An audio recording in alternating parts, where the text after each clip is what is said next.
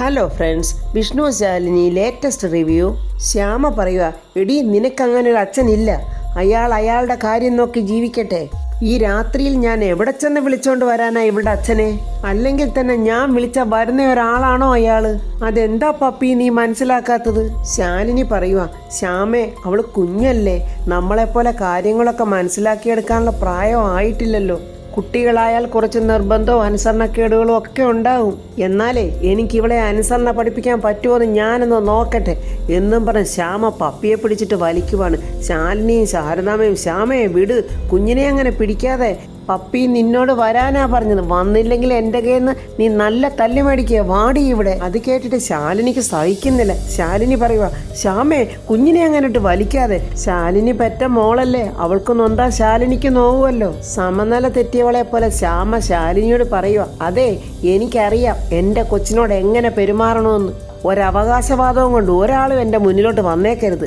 ശ്യാമയുടെ ഈ വാക്കുകൾ കേട്ട് ശാരദാമ്മയും ശാലിനിയും അങ്ങ് ഞെട്ടിത്തെറിച്ച് സ്തംഭിച്ച് നിൽക്കുവാണ്. ശാലിനിയെ കെട്ടിപ്പിടിച്ച് കരഞ്ഞുകൊണ്ടിരിക്കുന്ന പപ്പിമോളെ വലിച്ചു പറിച്ചിട്ട് ശ്യാമ പറയുക, ഇത്രയും നാൾ വളർത്താൻ അറിയാമെങ്കിലേ ഇനി അങ്ങോട്ട് വളർത്താനും എനിക്കറിയാം എന്നും പറഞ്ഞ് ശാലിനിയുടെ കയ്യിൽ നിന്നും പപ്പിമോളെ വലിച്ചടിച്ചുകൊണ്ട് പോവുകയാണ് ശ്യാമ. അത് കണ്ട് നിറകണ്ണുകളോടെ ഒന്നും മിണ്ടാനാകാതെ ശാലിനി ഇങ്ങനെ നോക്കി നിൽക്കുവാണ്. എടി എന്താടി ഇവളിങ്ങനെ എന്നിങ്ങനെ ശാരദാമ്മ ചോദിക്കുമ്പോൾ ശാലിനി പറയുക, അവൾ ആകെ മാറി നിൽക്കുവാമ്മേ.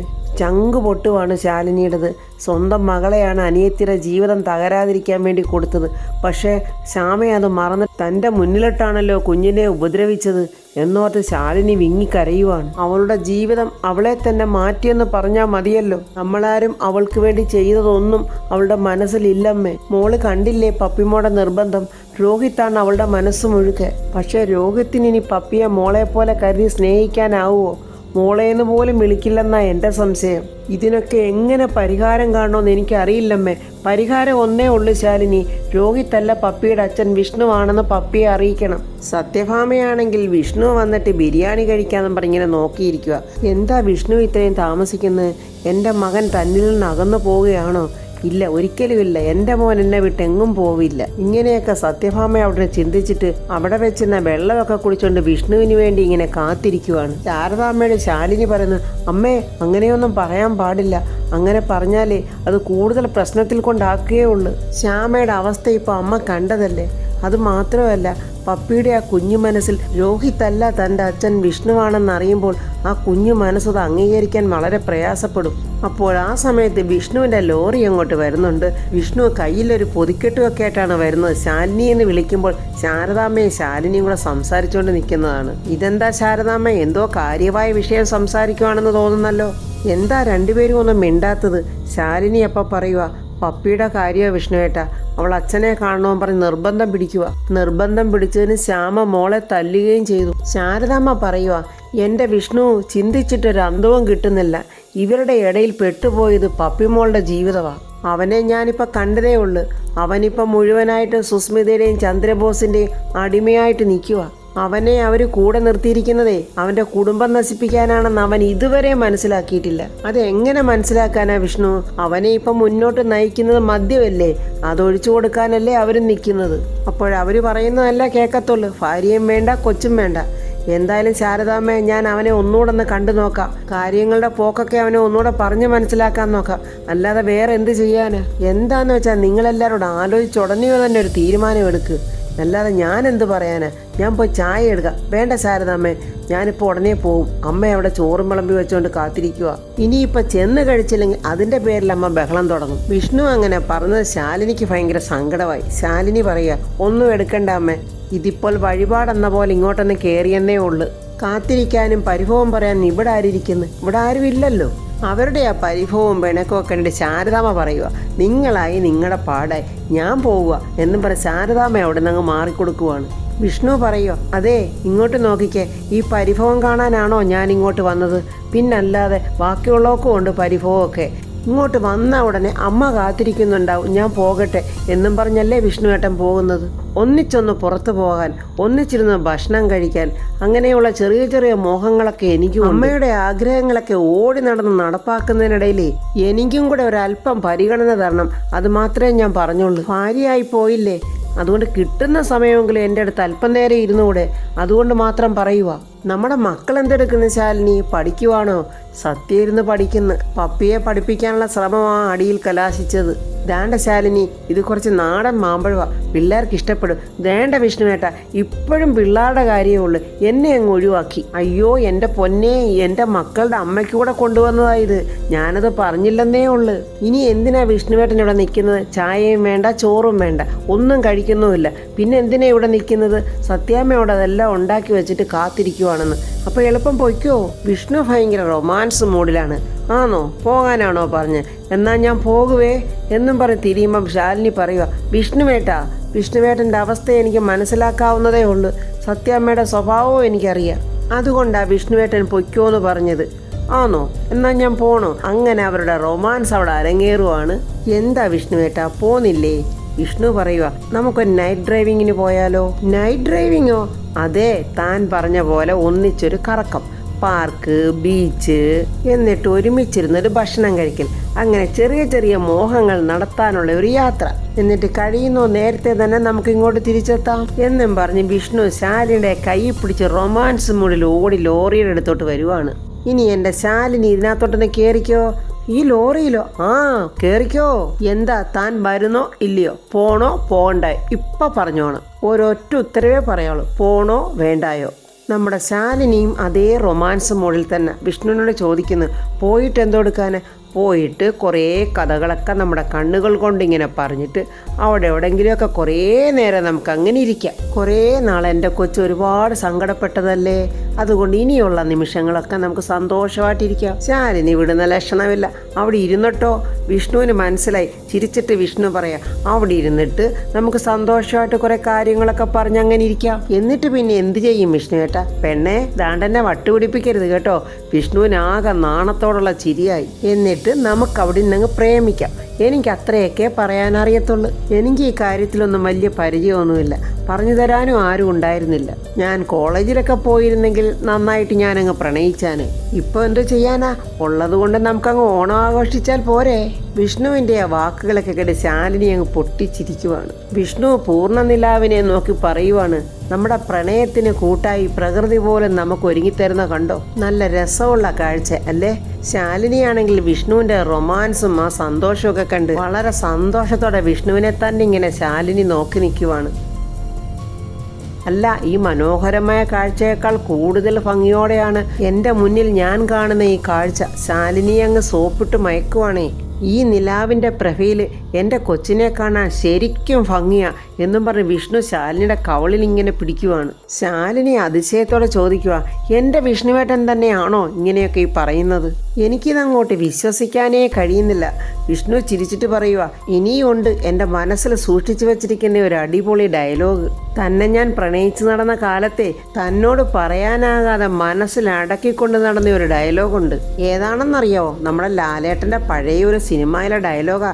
തനിക്കൊരിക്കലും മറക്കാനാവാത്തൊരു ഡയലോഗാ അത്. ഒരു കാലത്തെ ഈ ചെറുപ്പക്കാരുടെ ചുണ്ടിൽ നിന്നും പ്രണയിനികളുടെ കാതുകളിലോട്ട് ഒഴുകിയിരുന്ന ഒരു ഡയലോഗാണത്. ഞാനിപ്പോൾ അതെൻ്റെ പ്രണയിനിക്ക് വേണ്ടി ഇവിടെ പറയാം. എന്താ, പറയട്ടെ? എൻ്റെ വിഷ്ണുവേട്ടൻ പറഞ്ഞു. എൻ്റെ വിഷ്ണുവേട്ടൻ പറയുന്നത് കേൾക്കാൻ ഞാൻ കൊതിച്ചു നിൽക്കുവാണ്. ഈശ്വര, ഇത്ര പെട്ടെന്ന് ശാലിനി പറയാൻ പറയുമെന്ന് തോന്നിയില്ല. പറ വിഷ്ണുവേട്ട, എനിക്കത് കേൾക്കാൻ കൊതിയാകുന്നു. ഇരിയോടോ, ഞാനൊന്ന് പ്രിപ്പയർ ആകട്ടെ എന്നും പറഞ്ഞ് ശാലിനിയുടെ കയ്യിലൊക്കെ പിടിച്ചിങ്ങനെ തഴുകുന്നുണ്ട്. എൻ്റെ വിഷ്ണുവേട്ട, ഡയലോഗ് പറയുന്നതിന് ഇങ്ങനെയൊക്കെ ചെയ്യണോ? എടോ, എനിക്ക് ഫീല് കിട്ടണ്ടേ? അതിനിങ്ങനെയൊക്കെ ചെയ്താലേ പറ്റത്തുള്ളൂ. എന്നിട്ട് ഫീല് കിട്ടിയോ? എങ്കിൽ പറ, നമുക്ക് ഗ്രാമങ്ങളിൽ ചെന്ന് പാർക്കാം. അതികാലത്ത് എഴുന്നേറ്റ് മുന്തിരിത്തോട്ടങ്ങളിൽ പോയി മുന്തിരിവള്ളികൾ തളിർത്ത് പൂവിടുകയും മാതളനാരകം പൂക്കുന്നതും ചെന്ന് നോക്കാം. അവിടെ വെച്ച് ഞാൻ നിനക്ക് എൻ്റെ പ്രേമം തരും എന്നും പറഞ്ഞ് വിഷ്ണു ശാലിനിയെ പൊക്കിയെടുത്ത് ആ ലോറിക്കകത്തോട്ട് കൊണ്ടിരുത്തുവാണ്. അങ്ങനെ വിഷ്ണു തൻ്റെ പ്രിയപ്പെട്ടവളെ അടുത്ത് ചേർത്തിരുത്തി ആ ലോറി ഓടിച്ചു പോവുകയാണ്. വിഷ്ണുവിൻ്റെ തോളിലോട്ട് ചാഞ്ഞു കടന്ന് അവൻ്റെ പ്രണയസല്ലാഭങ്ങളെ ഏറ്റുവാങ്ങി ശാലിനിയും വളരെ സന്തോഷത്തോടെ ആ യാത്ര ഇങ്ങനെ ആഘോഷിക്കുവാണ്. അങ്ങനെ ശാലിനിയും വിഷ്ണുവും വെളിയിലെല്ലാം ഒന്ന് ചുറ്റിയടിച്ച് അടിച്ച് പൊളിച്ച് അവരുടെ ആഗ്രഹങ്ങളെല്ലാം സാധിച്ചിട്ട് അവർ വീട്ടിലെത്തിയിട്ടുണ്ട്. വിഷ്ണു മക്കളെ രണ്ടുപേരെയും വാരിയെടുത്ത് ഒരുപാട് സ്നേഹിക്കുകയും ലാളിക്കുകയൊക്കെ ചെയ്യുകയും ശാലിനി അത് കണ്ടിട്ട് അങ്ങോട്ട് വന്ന് ശാലിനിയും ആ കൂട്ടത്തിൽ ചേരുകയും അവരെല്ലാവരും തലയണ വെച്ച് അങ്ങോട്ടും ഇങ്ങോട്ടും അടിച്ചും കളിച്ച് ചിരിക്കുവാണ്. ഇതെല്ലാം ശ്യാമ വന്ന് അവിടെ നിന്ന് കാണുന്നുണ്ട്. ആ കാഴ്ച അവൾക്ക് ഒരുപാട് സങ്കടം ഉണ്ടാക്കി. ആരോടും ഒന്നും മിണ്ടാതെ ഒരു ഭാഗത്ത് തനിച്ചു പോയിരുന്ന ശ്യാമ എന്തൊക്കെയോ ആലോചിച്ചു കൂട്ടുവാണ്. സത്യഭാമയാണെങ്കിൽ മകന് ബിരിയാണിയും കൊണ്ട് അവിടെ ഇരുന്ന് കാത്തിരുന്ന് സത്യഭാമയാ ഡൈനിങ് ടേബിളിൽ തലയും ചായച്ചു വെച്ചങ്ങ് ഉറങ്ങിപ്പോയി. രാവിലെ പിള്ള വന്ന് ചെടികൾക്കൊക്കെ വെള്ളം ഒഴിക്കുവാണ്. അതും നോക്കിയൊന്ന് രാഘവേട്ടനും കണ്ടുകൊണ്ടിരിക്കുക. ആ സമയത്താണ് സുബേർക്ക അങ്ങോട്ട് വരുന്നത്. സുബേർക്ക പറയുന്നത് ഇവിടെ ഒരുപാട് ചെടികളൊക്കെ ഉണ്ടായിരുന്നു. എൻ്റെ ബാപ്പ വലിയ പ്രകൃതി സ്നേഹിയായിരുന്നു. എവിടെ എന്ത് നടണം, അതെങ്ങനെ പരിപാലിക്കണം എന്നൊക്കെ നല്ല നിശ്ചയമുണ്ടായിരുന്നു. കപ്പയും കാച്ചിലും ഒക്കെ ഉണ്ടായിരുന്നു. ബാപ്പ പോയതോടെ അതെല്ലാം പോയി. രാഘവേട്ടൻ പറയുക, ഇപ്പോഴത്തെ തലമുറയ്ക്ക് ഇതൊന്നും കേൾക്കാനോ കാണാനോ അതൊന്നും പ്രാവർത്തികമാക്കാനോ ഒന്നും താല്പര്യമില്ല. പക്ഷെ സുബേറിൻ്റെ മോള് മിടിക്കുക കേട്ടോ. എന്തിനെക്കുറിച്ച് നല്ല അറിവ് കൊണ്ട് പഠിക്കാനും മിടിക്കുക അല്ലേ.